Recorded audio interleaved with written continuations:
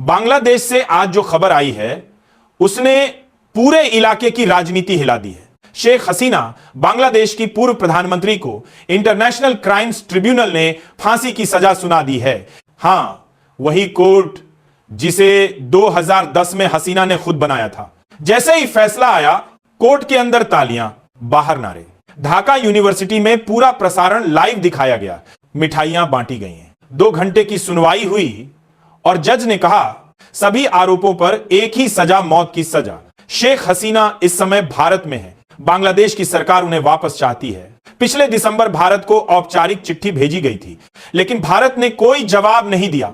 इस फैसले के बाद दबाव और बढ़ेगा, मगर लगता नहीं कि भारत हसीना को सौंपेगा। भारत में इस मुद्दे पर विपक्ष और सरकार दोनों एकजुट खड़े हैं। ट्रिब्यूनल में महीनों केस चला, 84 गवाह, ड्रोन वीडियो, अस्पतालों के रिकॉर्ड और एक ऑडियो जिसमें शूट टू किल जैसा आदेश सुना जाता है। आरोप यह कि जुलाई 2024 के छात्र आंदोलन को दबाने के लिए फायरिंग कराई गई, लोगों को उठाया गया, टॉर्चर हुआ और कई लोग मारे गए।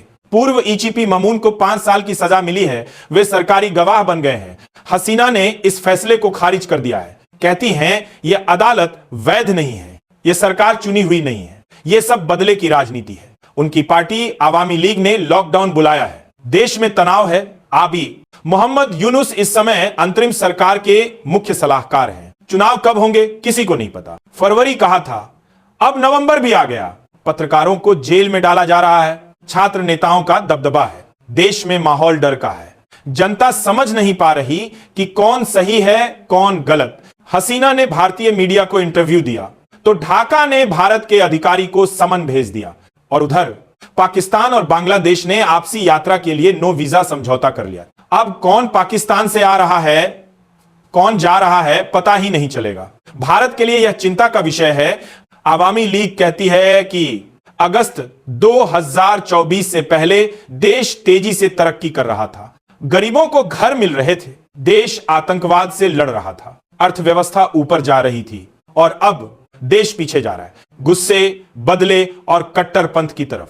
यह भी सच है कि हसीना सरकार ने अपने विरोधियों पर दबाव डाला था, मीडिया पर भी बाती के जार और कट्टरपंथी ताकतों से समझौते किए। 500 मॉडल मस्जिदें बनवाई। कई लोग कहते हैं अगर ये 500 कल्चरल सेंटर होते तो बांग्लादेश की संस्कृति मजबूत होती। तो सवाल यह है, क्या हसीना के समय जो गलत था वह अब बंद हो गया है या गलती और बड़े पैमाने पर हो रही है? बिना लोकतंत्र, बिना चुनाव देश कितने दिन चल सकता है? भारत इतिहास और रिश्तों को नहीं भूल सकता। हसीना को सौंपना आसान नहीं और बांग्लादेश जानता है कि भारत यह कदम नहीं उठाएगा। यही वजह है कि आज ढाका की राजनीति और भी भड़क गई है। बांग्लादेश जिस राह पर आगे बढ़ रहा था अब उसी राह से फिसल रहा है। क्या यह देश के लिए अच्छा है या आने वाले दिनों में हालात और बिगड़ेंगे? यह बांग्लादेश के लोगों को तय करना होगा। बस आज इतना ही। आगे की सभी अपडेट के सब्सक्राइब जरूर करें।